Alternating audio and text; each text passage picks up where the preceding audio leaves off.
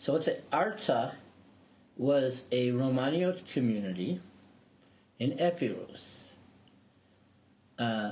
Corfu originally was Byzantine and then Venetian. Crete was Venetian and then Ottoman. So basically what you have is a mixture. There's no pure culture. At the time of the Spanish expulsion, you had Apulian Jews and Sicilian Jews expelled from those regions and arrived in Corfu. Apulians and Sicilians also migrated to Arta, but they abandoned that Italian Jewish culture much earlier and they became Romaniote.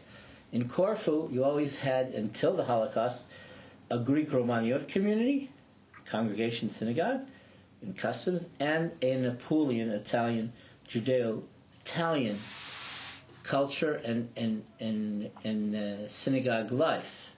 In Crete, you had, originally it was Byzantine, and then it became Venetian, and then about 1666 it became Ottoman, and 1912 Greek. By the time it became Greek, that connection to Greece is totally foreign.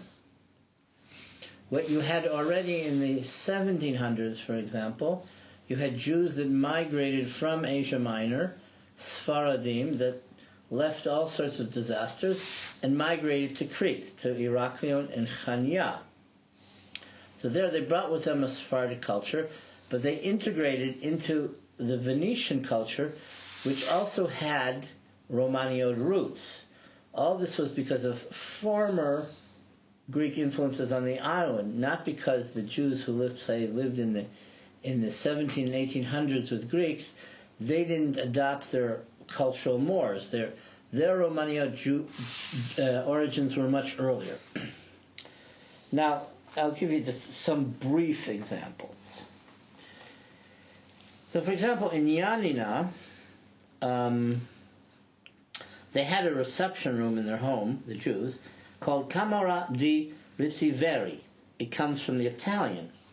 Or they had their marzipan, their marzipan wasn't even from the Italian word, it was called marzipane, but in Judeo-Greek it was called marzipazes. Okay? So Italian words entered the vocabulary, like carrozza for a carriage, or levanta for perfume, or cassata, a cheese patty. Whereas that cassata, for example, in Greek is tiropita. Okay, but there's a different influence. So it became part of how Judeo-Greek speaking Jews spoke in Yanina, and then, of course, in the area in Arta. Now, for example, in Heraklion, you had a synagogue, let's say, in 1391. Those were Jews who were expelled from Spain already then. And then they established a synagogue, and it was called Alemannico, okay? And it was also called the synagogue of Eliyahu Hanavi. Okay, they had other synagogues. One was called Shvilitiko, and another in Istrombuliatiko.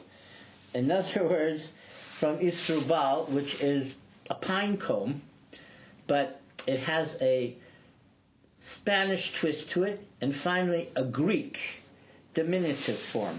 It just shows you how the cultures are interwoven.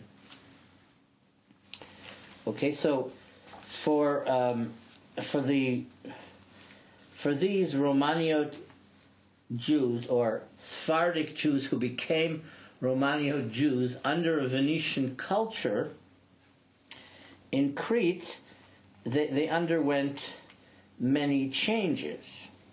Okay, they underwent many changes in language.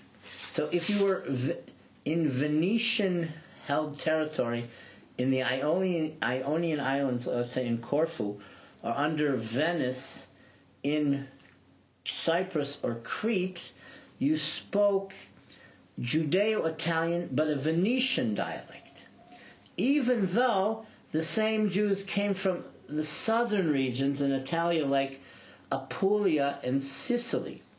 So in Epirus, as I mentioned before, you had some customs, like you had a special Purim from Saragossa, not Saragossa, Spain, Saragossa or Syracuse or Syracusa, which means Saragossa, in Epirus, in Ioannina or Arta.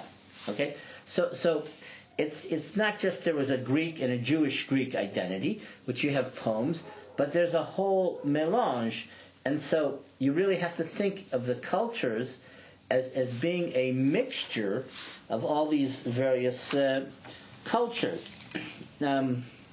Just one more thing.